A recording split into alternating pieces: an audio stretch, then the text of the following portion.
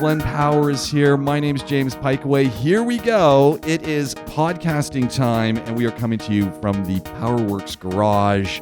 It is the Powerworks Podcast. And if you're listening to us on Talk 100.3, welcome to the program. If you're watching us on YouTube, welcome to the program. And if you're just listening to us on Spotify or wherever you get your favorite podcasts, great to have you along. Share, tell people what you're doing, send us some questions, and we will obviously respond. Glenn, great to be back in the garage. How are you doing? Yeah, it feels like it's been a long week since the last time we recorded.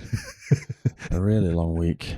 Well, I noticed some things have not changed. The Camry graveyard up the street from the garage is packed. What are they doing with those? I don't know, but they clean them. Well, yeah.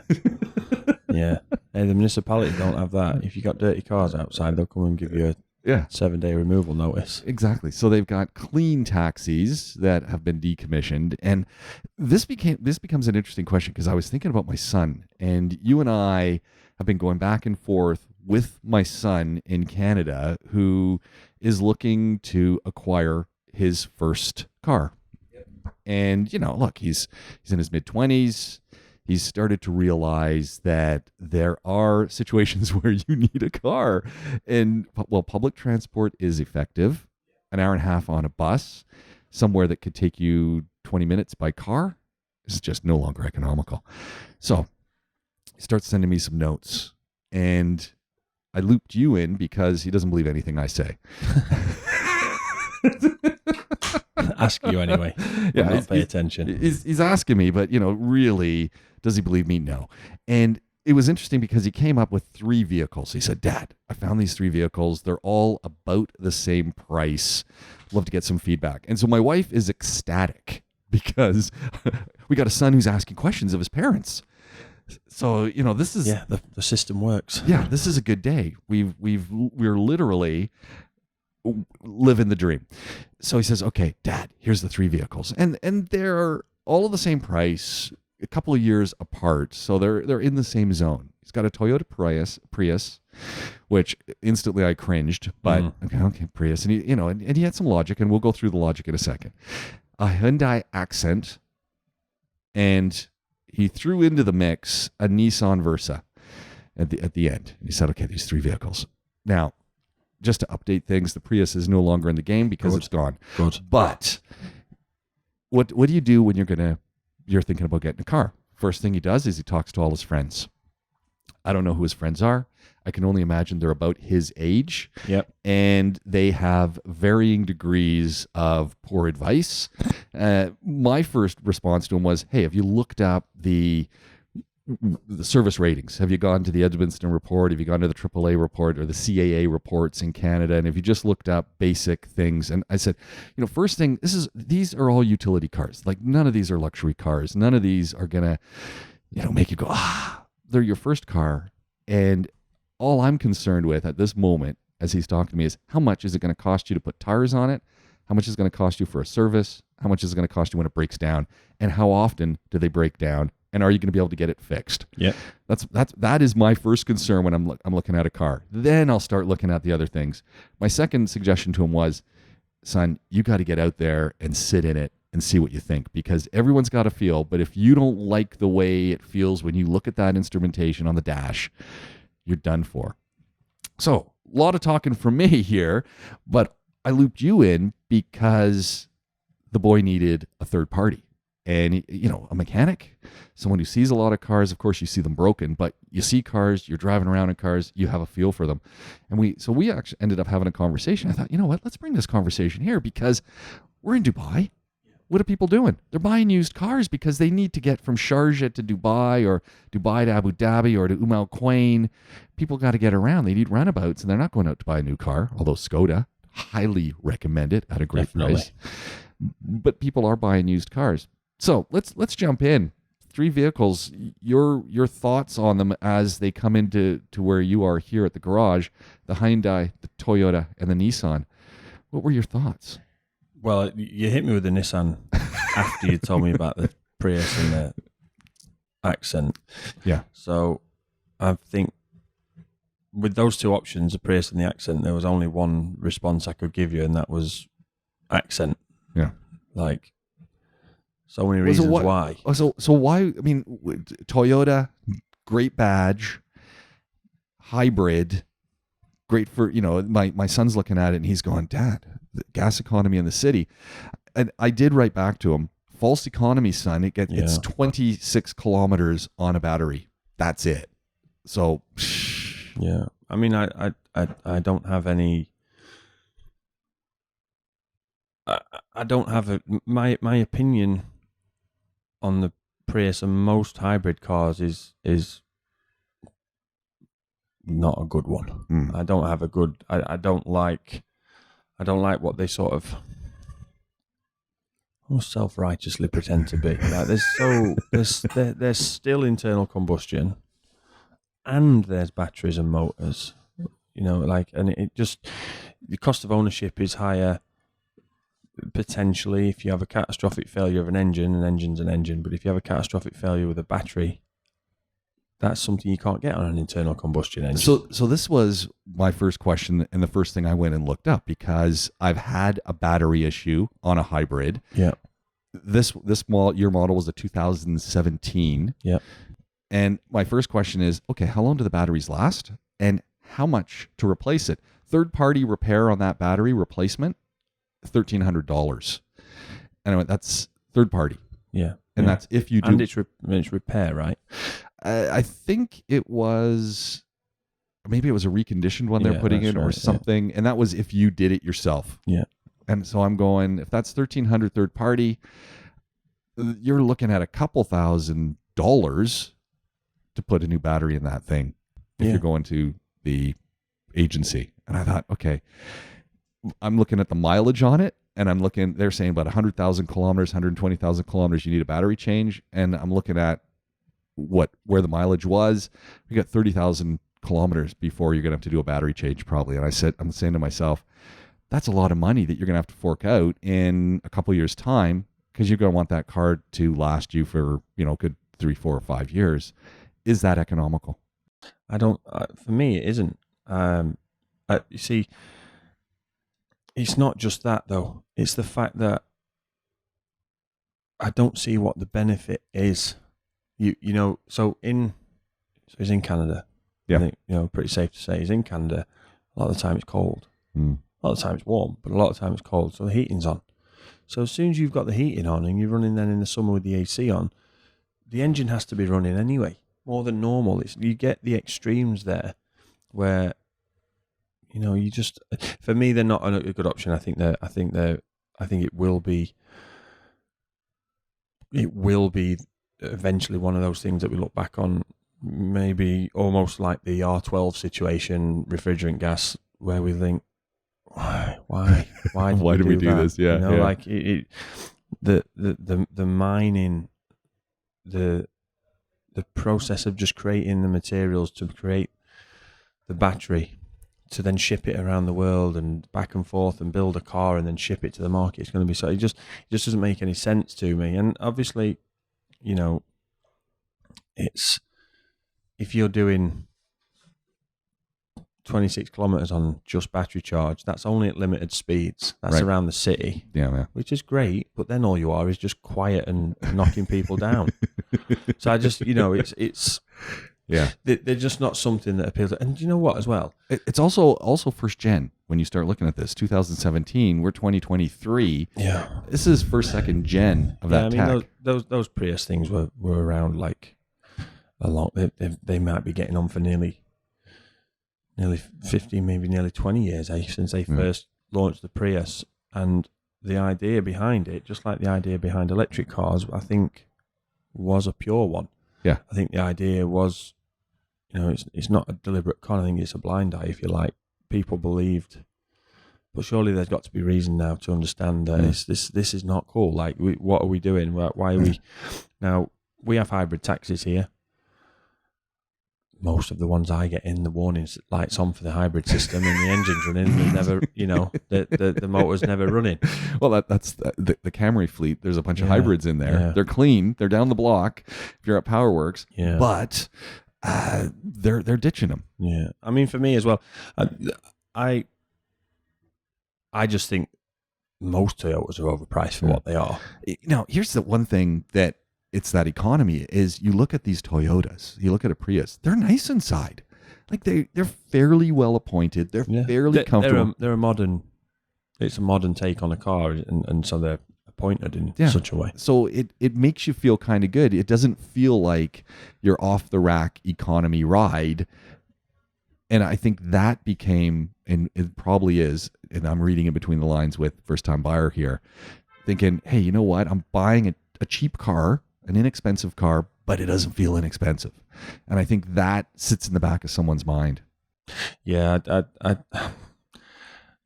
think, I mean, if you were to take, what was the accent? What year was the accent? The accent was 3 years newer, so it's like a 2020, I think, or 2019, and it was 30,000 kilometers on the clock instead of 70,000 kilometers. So, or maybe it was 2017 and the Prius was 2013, maybe it was something like that. So it's, and the mileage was the other thing. Prius was 70,000, as I said. The accent, 30,000. Yeah, I mean, I obviously said get the accent, and I also remember that the accent was younger than the Prius. And, well, here's the thing, though. He's talking to everyone about these cars, right? Because what do? You ask, hey, you drive a car. What do you think? Everyone's going, don't get the Hyundai. Steer clear of the Hyundai. You don't want a Hyundai. At all costs, don't get a Hyundai. And I was actually talking to him yesterday. And he said, look, I'm going to go check this thing out. But he said, Dad, just for the record, you're the only one saying Hyundai. And I write back, don't forget Glenn. He writes a question mark. Glenn, that car guy, remember I looped him in on you? Oh, yeah. You're the only two saying Hyundai. Well, I mean, I don't know. Look, I get it, right? Hyundai accent. Someone's grandma's got one. Yeah. Well, I understand it, right? Yeah, it is not a pretty car. It is. And I said to him, this is a utility car. You got, your steel rims. It's not aluminum rims. You're going to get in. It's a bit plasticky. Yeah. The seating is harder foam. It's not pretty. This is not a car you're jumping into and going, oh, I love this vehicle. I don't want to get out. But it's your first car. Is going to get you where you want to go. You get a scratch on it, you're not going to be upset. You spill some coffee in the wheel wells, you're not going to be upset. You're going to go, it's my Hyundai. It does what it needs to do. And if you need to get a battery because it's not hybrid, you go to the store, you go to Costco, you go to Canadian Tire, and you buy a battery, and away you go. And any garage, whether it's the agency, whether it's the guy at the corner, is going to be able to fix a Hyundai accent. Hyundai is service on a regular schedule, you're not going to have problems with it. And also, is it an automatic or a manual? He didn't say. I would imagine it's automatic, only given that globally a lot of people aren't buying manual transmissions. I mean, the third option of the Nissan and the Prius, they're CVT gearbox. See, that was the other thing. I looked at and that I said to him, he said, now that one was cheaper, for obvious reasons, about the same age. And I said, but it's like driving a John Deere lawnmower. And that's what a CVT is. And I said, I guess longevity. I don't know. Do CVTs break down? Like what's yeah, they do. Then they are. Look, there's the technology and the engineering behind them is sound. It's proven and it's very, but man, it's not good to drive. Lifeless. It's just terrible. Like what you've got to remember, James, is this: you don't want your son getting in this car and then before you know it, he's having his first child and he's decided to buy some boring Pajero. Yeah, you want him to enjoy the car and also not go the other way actually and get a retaliatory move and then go and buy himself a Dodge Viper, because the last thing you want him doing is smoking around in one of them. Look, I've poisoned my children in that they don't remember us driving around in a Hyundai Galloper. They were too young, so they don't remember that. After that, we had a Hyundai. I don't remember what it was called. It's before the Mojave. It replaced the Galloper as 4-wheel drive. It didn't last long. They didn't stay on Hyundai something, but it was the replacement for the Galloper. Came and went. And then we owned from 2008 on Wranglers. Well, my boys only want Wranglers. And, first thing he was looking at some used Wranglers, and I said, son, you can't afford the gas for that thing. And B, at least if it breaks down, you can get it fixed. But that's going to cost you a little bit more than some of these economy vehicles. So I don't think we're looking at sports cars and that stuff. If the default would be, I can't wait to own a Wrangler. Yeah, well, there's nothing wrong with that. I mean, I just for me, the Prius, and look, I've never owned a Prius. I haven't owned a Prius. But as I said, my issue with the Prius is purely just how they're put together and what that. Just the lack of anyone actually coming out and saying this is what it costs the environment to be environmentally friendly. I just think it's done in the wrong way, and I don't like them. And I think I'd constantly be scared that the battery was going to fail. I'd be constantly scared that something that somebody didn't want to fix because A, it was uneconomical to fix, or B, they didn't have the ability to fix. Yeah, you've always got to find a specialist to get them fixed. It's not for me. You turn up anywhere with a Hyundai accent, and they'll fix it. Yeah. And most of the time, they don't need fixing; they just need servicing. Yeah. Tires, brakes, oil changes. There we go. This sort of stuff, and exhaust. Because in Canada, you've got the rain and the salt. They're always going. So, those sort of things. The Nissan was never. I would have considered it over the Prius, that's for sure. Yeah. But the gearbox in them is just horrible. Yeah. Just horrible. If someone is out there looking for a used car, what would be on your checklist of things to consider as you're buying that? And I'm talking entry level. Their price is an issue. They don't want to spend a ton. What would be on your checklist? Is it a Volkswagen? Okay. No. So, I'd be... The real important thing is to understand... I've got to get you back. Just back up a little bit from that mic. Sorry. The real important thing is to understand why you're buying a car. Right. So are you buying a car to get to work and back? Are you buying a car to impress a member of the opposite sex? Well, same sex. Mm-hmm. Are you buying a car to take the kids to school? Yeah. Are you buying a car because you just need it for, I've got some money in my bank and it saves me catching the bus? So purpose. What's the reason? What you want the car for? Then you need to understand, okay, so I'm buying a car because I need it to get to work and back. Get the smallest thing that you can drive. That's the easiest thing to park. It's going to cost you as little as possible. Fuel prices. You got to be thinking of that. What's the fuel economy on this thing? Yeah, I mean the good thing about having a narrow view on okay, I want to think about today, and I need a car that's going to save me money on fuel or not cost me money on fuel. Yeah. Well, that's also good long term because it's less polluting to the environment. Like that's a good thing to do. So it's not an entirely selfish viewpoint in the end. What is important with any car is that you try and get someone to check it before you buy it. So yeah, and I can't stress this enough. You're gonna, no matter where you're looking at a vehicle, someone's gonna say, "Hey, it's all great. Here's the piece of paper. We've done our due diligence." It's like, yeah, I'm sure you have, but you're trying to sell me the car. You're gonna make some cash off this. Maybe there's something in your mind that, it's not that important. Get a third-party evaluation of that vehicle. Yeah, definitely. And we do them here, and most independent garages will, in most countries around the world. And, it's 250 dirhams, 300 dirhams, depending on the vehicle, and if you've got any kind of discount with us. That's money well spent. That's peace of mind. Now, it's only a visual inspection, it's there, but the biggest benefit I find our customers appreciate the most is that we go through the vehicle, we give them everything, and it's a used vehicle. There will be problems, and we're looking for problems. And something that we might not report on a service, or we might just make a note of, we're going to write down and make a big deal out of here because you need to know about it. Not just for your own sake, but we've also got to worry about ours. And if you get to a situation where you bring a car, we check it, and then 2 minutes later you go down and do the exchange of ownership and you take it down the road, and then tyre blows out. Yeah.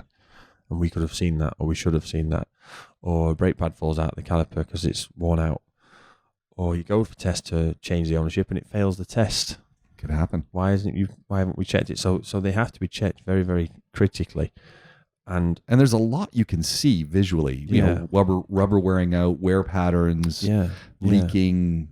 Yeah, but the most valuable part of a vehicle inspection is sitting down with the workshop that's doing it and understanding what that car is going to cost you over the next year or two. Yeah. Just normal stuff. What you're going to expect is how much brakes are, how much oil changes are, how much the filters are when you do the bigger services, what the spark plugs cost in the case of a petrol engine, what it costs to put tyres on it, this sort of stuff, how often they break down in general. Now, obviously, we only ever see bad cars. Yeah. And I can give you 2 examples here, and this isn't trying to be specific to these vehicles and models of vehicle, but I've got 2 friends, both from the UK, both living here, obviously. One came to me about a Range Rover Sport, and I told him not to buy it. He bought it. He spent 40,000 dirhams on that vehicle in the last 18 months. Is he in love with this vehicle? Yeah. Okay, so it's a passion project. Well, not really. Now it's just a money pit. So, yeah. Yeah. And every time he brings it in, me and him are arguing. Because I only came in for this, and why have you sent me a bill? You've had your pictures, you've had your videos, I told you not to buy the car. Yeah. And then the other one is an X6. Oh. And my friend an X5. He went to look at an X5. I said, don't buy it. He didn't buy it. He went and bought a different one. But he still bought one. I just sent him an estimate for 23,000 dirhams. Yeah. 2 weeks after he bought it. He bought it without me checking it. So, and are the things that you sent him this bill for things you would have noticed on an inspection? Every single one of those things on there, we've seen on an inspection when it came in after he'd bought it, and every single one of those things I told him would happen on that car. Oh. And he still bought it. So the first one he looked at didn't buy it, it had an oil leak. And I said, well, don't buy that. Yeah. Because you'll not get it through the test. And where it was leaking from was engine out. It's always the same. Yeah. And I went through and told him all the other stuff that goes wrong with him. And then he bought the other one. It's got every single thing that went wrong with it. And the seller kindly refilled the AC gas the day they sold it. So the AC was working until the next day. Yeah, and he's laughing. He's going, yeah, it's going to get through. It's going to get through. And then buyer beware. Yeah. So garages, for advice on cost of ownership, how often they break down. Obviously, we give you the cynical side because we only see the bad ones. But you want the cynical side because you're seeing the downside of these vehicles, so you can talk to someone who's going to buy it and say, hey, just so you know, given the age, given what I'm seeing, this is what you can expect to spend over the next 5 years. You look at if you look at the psychology of the moment of buying a car, you've got money in your pocket or in the bank ready to hand over, and you're going to buy a car, and especially when it's your first car. Yeah. You know, whether it's your first car ever, like in this sort of instance, or it's your first car in a new country. And like here, as a Brit, I can tell you, I understand why fellow Brits buy Range Rovers and X5, V8 X5s, because in the UK, you can get them, but the road tax is thousands of pounds a year, and the fuel is astronomically expensive. So nobody's doing it. Yeah. And also, you look like you're trading narcotics. But or you're part of the royal family because you look at those guys and they're driving around in that, and King Charles drives that. You're standing in front of it, you're making the peace sign. Yeah. Well, most people that get them here, I understand the reason for it, but it always ends in tears. And I personally, like I said, just think of the psychology of it. You've got the money, you want to buy a car, you're just happy to do it. And it happens in showrooms all around the world where you sit down with a sales executive and it's like, okay, we run the finance, you've been approved for the finance, it's going to be 2,500 per month. Do you want to add this 10,000 extra of chrome paint with diamond cut wheels? It's only going to add another 100 dirhams a month to the finance. Yeah, why not? Why not? That's why every car here has got heated steering wheel, heated front screen. Which you don't need. You don't need, but they've been added on because it's only another 50 dirhams a month on your payment. Yeah. Crazy. But the psychology of it is, great, I'm happy, I'm great, and it smells good, it looks good, it's clean, it drives okay. Yeah. And then you get the problems. Now, I'm not trying to say all cars are like that, and we work with a few showrooms, and there's people here that, if anyone wanted to reach out, I would always recommend to go and speak to about used cars from showrooms and even new cars. But when you're buying a vehicle privately, the person selling it is just a person. Yeah. They don't even necessarily know there's a problem with their car. Yeah. Sometimes they might, but not necessarily. They're not necessarily experts on it. So you could sell me a car completely oblivious that there's a problem, I come and buy it. We get on. I think, James is a great guy. He's honest. He's got a good service history on this car. I take it away, and the gearbox was all over the place. Yeah. You didn't know that. You've been driving it, and it gradually deteriorated to the point where you didn't realise. I get in it, take it to the garage. It doesn't seem right, and the garage say, "Hey, you need a new gearbox." Mm. Whose fault is that, right? Whereas if you get it inspected beforehand, everybody's good to go. Now, back to the original sort of point of your son buying a car, with all those things in mind, with a list of 3, Nissan, Hyundai, and Prius, I would expect the Hyundai to have been looked after better. You can go into that more if you want. And I would also expect it to be cheaper to fix. Mm. And for me, that was the car to go for. Tell me about let's go into this, looked after better. Why would you say that? Because of the demographic that own the cars. Mm. So I don't have data on it, but I can only give you anecdotally from what we see in here. Now in Canada, it's a different market. I get it. But as we've said before, the Hyundai, the sort of turn your nose up attitude, I think comes from the fact that, Grandma Beryl's got one of those and she just goes to the shop in it every day. The reason Grandma Beryl's got one of those is because Grandma Beryl can't be bothered to go to the garage every 3 weeks with a problem. Yeah. It's reliable. They're fantastic value for money. Really good value for money. We're talking 2017 year model here. I mean, that's fairly new. They've got decent sized boots. They're reasonable to get in and out of. They're easy to park. They're good visibility out of them. They're frugal on fuel. The gearbox is easy to use and drive. I just can't see that in terms of a pure utility, practicality. That car's a good car for a first car. Now, the Nissans are so reliable and so no frills. It was a Versa, wasn't it? Yeah. They're so low frills and so reliable. They're never in a garage, ever. Mm. So I sent you some videos yesterday or the day before of one that we've just finished with the usual sludge problem. Yeah. The lady owned that car for 3 years without changing the oil on it. 3 years. Oh my! Never had a problem with it. Yeah. Never had a warning light, a noise, an issue with it not starting. She's not even put a battery on it.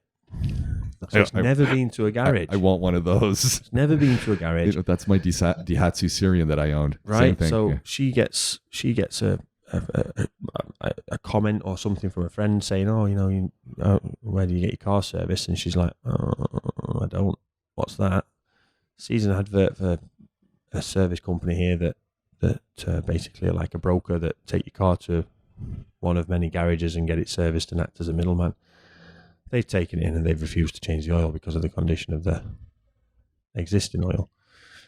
And they've quoted to take the engine apart completely and clean it, which is a nonsense. But anyway, so she knew us from bodywork that we'd repaired on a previous vehicle or a second vehicle.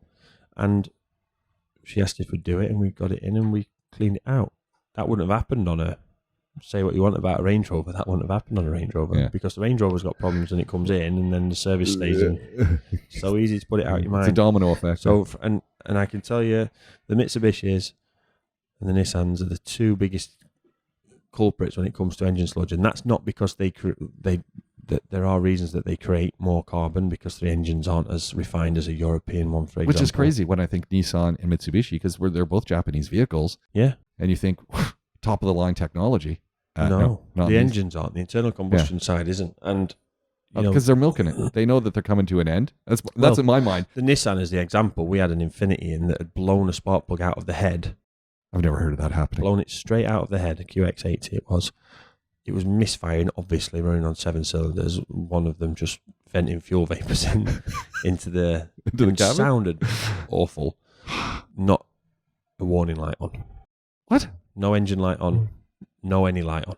Nothing. The customer noticed that the car was shaking and making a bit of a noise. Wow.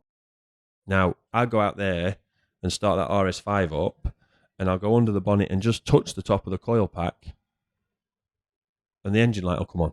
Yeah. Because it's super sensitive. Because it has to be, because you've got to look after the environment and make sure the cats don't get damaged and etc. And European emissions regulations, blah, blah, blah. For good or for bad, that's the difference. So, if you've got a Nissan that can blow a spark plug out of the head and not put an engine light on, Yeah. How are you ever going to get it to remind you?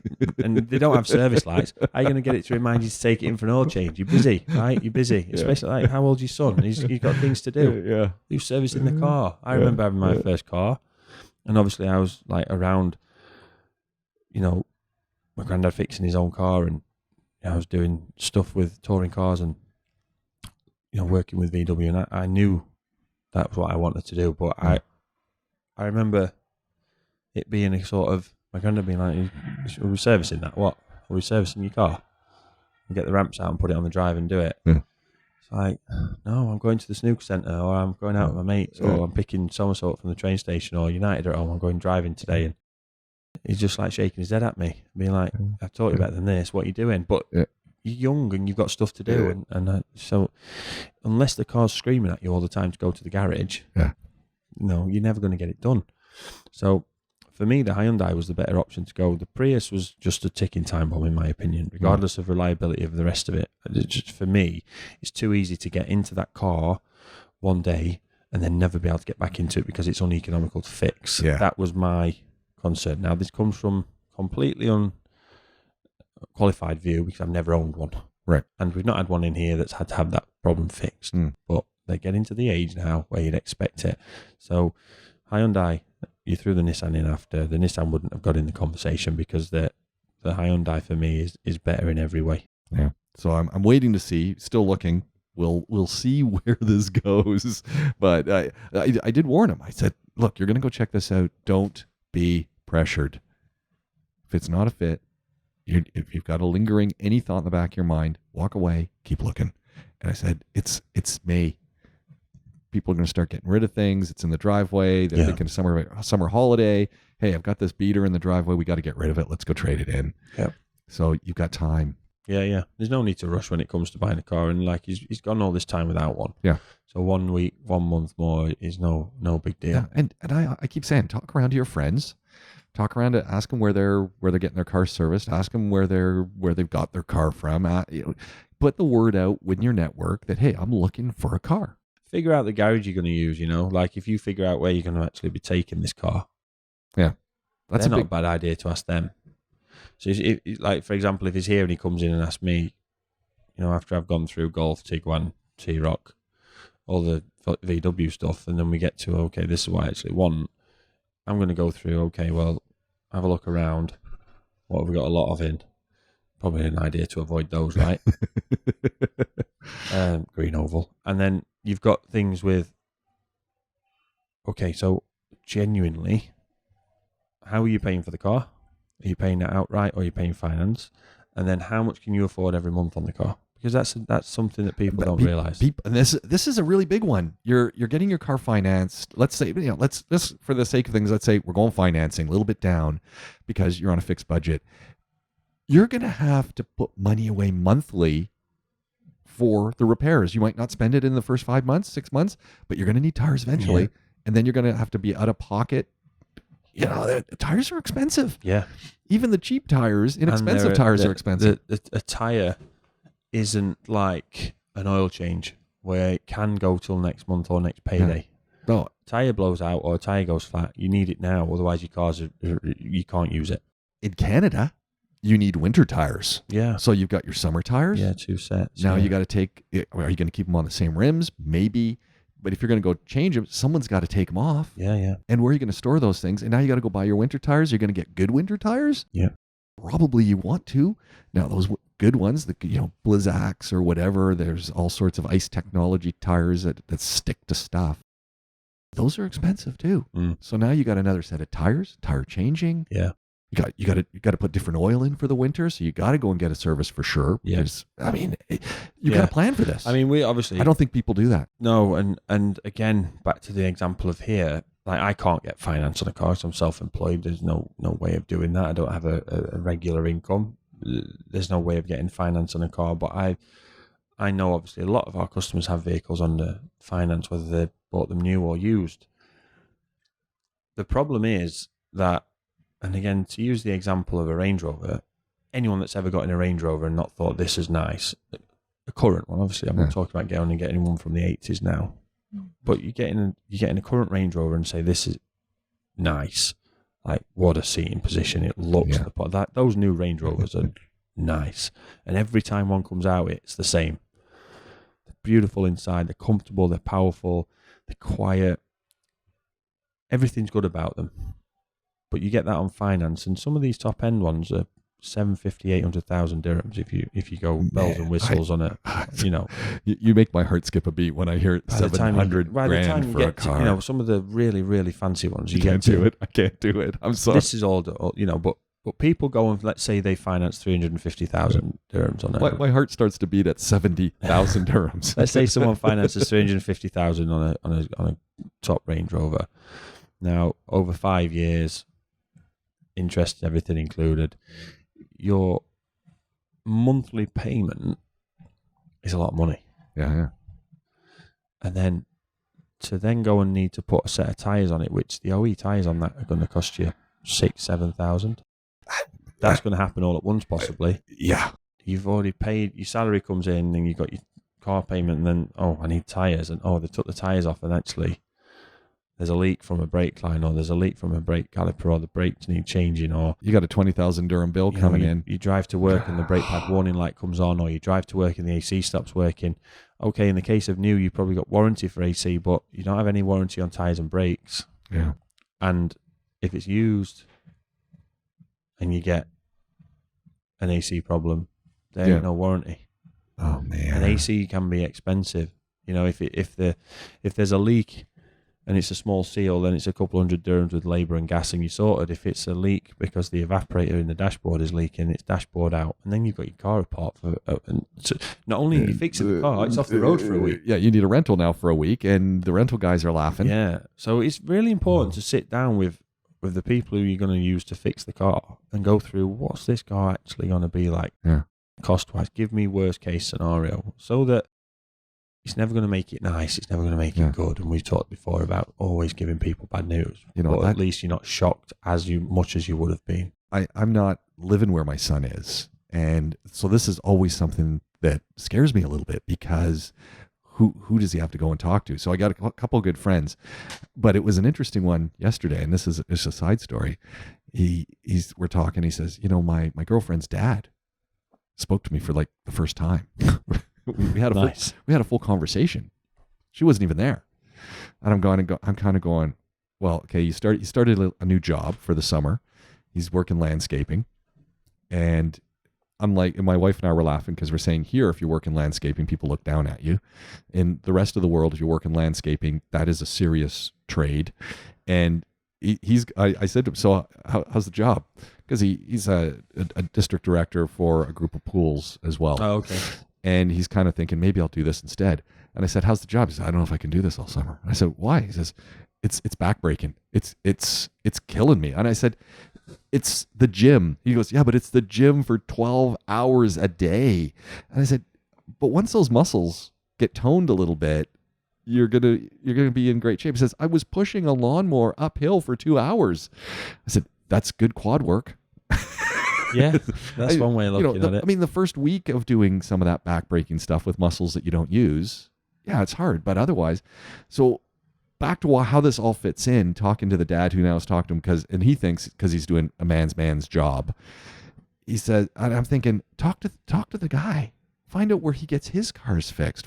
Just so you can have an idea, or go to your godfather and say, hey, where did you get your cars fixed? So that you have a reference point. Otherwise, you're just pulling straws out of a hat and, trying to figure it out. But you need, and I think people don't have that conversation with a garage. Too seldom until they bought the vehicle and now they're forking out a lot of money and the person's going, I could have told you about this. Yeah. Look, it sounds like we're overcomplicating what should be a simple, I need a car, you've got a car, I've got some money, let's do an exchange. And I get it. But especially in the case of your son, where it's his first car,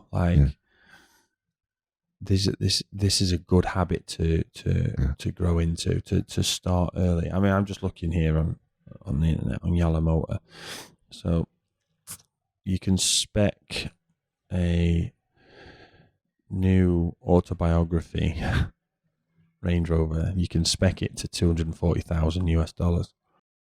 Yeah, not happening. So you've got the average price. Not in my life. So the average price of the full fat, big, proper Range Rover 5-litre V8 autobiography, like the proper one, the one that King Charles has smoked. Well, he's got a diesel probably. Well, maybe not. Well, maybe not. I think he's got one of each. Well, the average price of one of those. So this is an average, 654,000 dirhams. Yeah, not happening. Yeah. Ouch. Changing directions here just a little bit. And if you're not following Powerworks Garage on Instagram, follow Powerworks Garage on Instagram, because you show a lot of great, cool vehicles that are coming through. You show things to look at and be aware of. Bushings. You show them when they're good. You show them when they're bad. It's just a nice, informative Instagram page to give you an idea what's going on. You had my aspirational car there. Now, I love a Trans Am. So, Trans Am or a Camaro any day. I know DJ's got one. I love those vehicles and would own one drop of a hat, because growing up, that was the car. And the Camaro was kind of rounded. That was the car though when I was a kid. But the car I really want, you had one in the other day. It was up on Instagram 2 days ago. You had a Corvette. And that was a C6, wasn't it? Yeah. What was it? 6, yeah. It was a 6, which I just went, I would love to own a Corvette. Now, I'd have to, getting into it would be a pain in the neck. Yeah. Getting out of it would be the pain in the neck. A literal pain in the neck for me as well.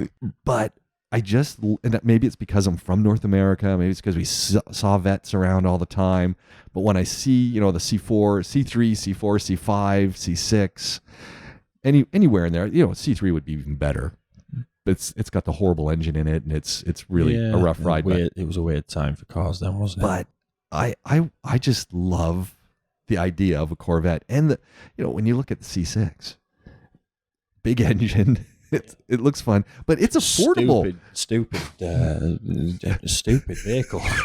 Tell me why. One of my good friends, Mike, had one, and then he bought a 7 when the 7s came out and sold it back. He worked for Algandi, bought it, ordered it as soon as the pre-order was available, and then sold it back to them for 30,000 profits. They didn't have any for the showroom. He was one of the first ones with the automatic. I think there was something changed on the gearbox, and then he sold it back to them. But the proportions of it are absurd. Yeah, like the. I think okay, I think that's what I love. And that's what I was going to get to. That's the whole point of a special car. Yeah. It's the opposite of the accent. There's no practicality in a Corvette. You can't get over speed bumps at all. No, and when you do, you got to go so slow. And there's someone wailing past you in a Nissan, and it's so low that you can't see anything. Yeah, and the fuel economy doesn't exist. It's fiberglass body. Yeah, but they are fun to drive, and they make a nice noise. Yeah, you just hear everything else. And they're when you think of the cars that they're up against, which might be better, but it's got the look, it's got the speed, and it's value. You see these people though, right?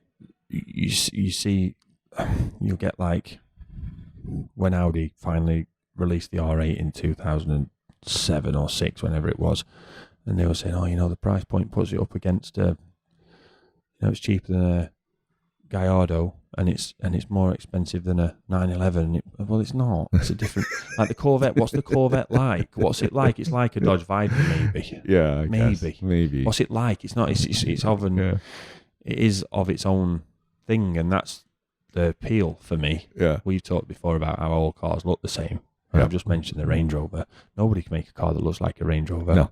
I love the Range Rover. Yeah. It's very distinct. Yeah, and that's the point. Like, you put an old Range Rover, line them all up against one another, and they all look the same. Yeah. They changed lights and the It's kind of like a Jeep. But Jeep is the same kind of thing. The same. Jeep Wrangler. You've got the breed, whether it's the grille, like in the instance with the Jeep, or you can't say that. You take a Land Cruiser, Toyota Land Cruiser, you don't get that. No. You don't really even really get it on a Corolla. Yeah. Like, they're totally different. There's no continuity of breed. But the Corvettes have always been, and obviously it's like it's kind of the special side of General Motors. And they're cool. They are cool. But then again, having said that, you mentioned DJ's Camaro is SS. That's tuned and that is quicker than that. See, and it's more violent. Yeah. Because of how it is. And I like a Camaro over, you call it a Camaro, I call it a Camaro. I take the Camaro over a Mustang. I think it's a muscle car. Yeah. And we get a couple of Mustangs in here that are manual though. Oh, see, that's nice. And they're cool. Yeah, if you can get a manual gearbox, well, that changes everything. With a Coyote engine with the Roush exhaust on it, they sound. There we go. It's nice to drive. He's Canadian, so pilot that one. There we go. Yeah. But they're different, aren't they? Yeah. That's the whole appeal, I think. And I didn't know till we had an American working for us how it's almost vitriolic. Yeah. You either like General Motors, Chrysler, or Ford. Yeah. And if you like one of them, the other two are owned by the dregs of society, in your opinion. I'm not owning a Ford. And as much as a Ford F-150 is fabulous and they've got the Bronco, I'm not owning a Ford. Yeah, I never really understood how was. My brother's a GM guy. I find myself in, I like GM. I like that kind of stuff. I'm a Chrysler guy. I like Chrysler products. So, he's GM. I live in the Jeep world, so I'm a Chrysler guy. And I love driving some Ford stuff, but I'm not going to own any Ford stuff. And it's like, oh, this is great Ford, great deal. It's like, yeah, ain't happening. And it's, in North America, you fall literally into one camp. And and if you're, the Buicks, which they don't sell here, those are nice too. I could live in a Buick. But that's not happening here. So, yeah, it's cars like the Corvette that build loyalty to manufacturers. Yeah. If you think about the iconic manufacturers, they've all got an iconic car. Right. You mentioned Ford. Well, obviously it'd be the Mustang, I think, for most people. They've got other cars like the Broncos come back and it's massively popular because the old ones were cool. Yeah. Ford LTD. Yeah, like you've got the Taurus. Well, yeah, but these General Motors, you've got things like Chevrolet, you've got the Escalade, you've got the Camaro, you've got these kind of cars that people remember. Then you've got the Tahoe. Everyone knows. Yeah, but the cars that are on people's bedroom walls, like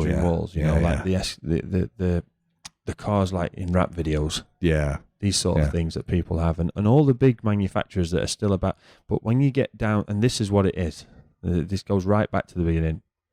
Hyundai haven't really got that. Wow, no, they made that. Like Kia and Hyundai. Kia did the Stinger, but it's not quite a bedroom wall car. Yeah, as good as we might think it is, and people that have owned them, but it's not a bedroom wall car. And they've stopped making it. There's no longevity to it. People don't go to Kia for that, and I think they've kind of accepted it in the fact that they've stopped making it. But Toyota, they did the Supra. Yeah. And and that Supra is back now, totally different shape, but thanks to BMW and everything else, it looks pretty nice. But they've got the Supra in there. Mitsubishi even they had, what was it, the 2000 GT, whatever it was. And then obviously the Evo for the rally. Subaru had the Impreza from the rally. Right. All these big brands have all got that, but then you go back to the Hyundai. What have they done? Nothing. I mean, you watch the Hyundai, the N series rally cars, and they're ridiculous. But they are road cars technically. But Hyundai is, look, at the end of the day, Hyundai is a car that is just going to work. It just works. You turn it on, and I think that's actually a Honda ad thing. It just works. Well, Honda though, they did the NSX. Yeah, there we go. Even the S2000, even the Civics, even the Civic Type Rs and stuff. Like, you could go through all the vehicle manufacturers, and it'd be a podcast in and of itself, and write them all down, and then each of us write what we think the iconic car is. Like, you take an example of a VW. Is it the Beetle or is it the camper van? Is it the Golf GTI? There's three in there, and it's hard to choose, right? See, I mean, I don't have to choose. It's the GTI. At the end, it's the GTI. Yeah. That's it. I mean, I love the camper van, and the Beetles, but it's the GTI. Yeah. When you think Golf, you just have to say Volkswagen GTI. Everyone instantly is transported to, oh yeah, I've been in a GTI. Yeah. That thing is just knocking everyone off the lights. See, for an Audi, I'd still say the Quattro. Oh yeah, for sure. Over the R8. I don't even think the R8 gets a look in when you talk about what the Quattro was. I saw an R8 yesterday. I saw what you meant about that, the design of the R changing. The Golf R. Yeah. So not the R8, but the Golf R. I saw one. So sorry, but you said the word R, and it's like, I gotta get this. Because when you said that, I said whatever, but I saw one, and it was the R that kind of lined up with the 4 chrome exhaust pipes that made me go, yeah, this car's on its way out. Just let the apprentices have a go at designing it. But whoever owned it still had the sheet on the side window, and it wasn't the top for fuel economy, but it was the second one. It's still only a 4-cylinder. It's the second one, and I went, well, there you go. That's in it. Nobody. I mean, I don't know if they have drift mode here. I don't know, but I think they turned. There was some countries that were not allowing it to have drift mode on it, but. I don't know what. I'd own one. I took one look at it as I drove by. It was a midnight blue, not tinted windows. I want one. Since we've been getting more and more club sports tonight, the R doesn't really get a look in for me. They're so different inside. The R, the height of the floor is so. It's so, for me as a freak, it makes a difference sitting in the car in the back. So I'd take the nice instrument display. The guy cut me off trying to get around somewhere, and then I was just happy because I caught up to him and passed him.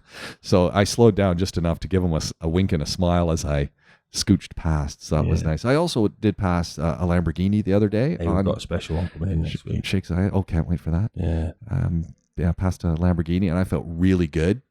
I did let out a big cheers, shocked the wife. I said, I just beat a Lamborghini on Sheikh's Zayed. There's a guy on YouTube or TikTok or whichever one it is who while ever he's got his missus in the car with him, videos him going past supercars, and he's like, "You want to race them?" Flat out, and you can hear the embarrassment in her face. He's not racing you. He doesn't even. I made him. Yeah, I made him. I've done him. So yeah, it's good content. It's good content. Yeah, a lot of good things. Oh, I want to get a big shout out to Andrew Salmaso, my brother-in-law, and the world needs to know this.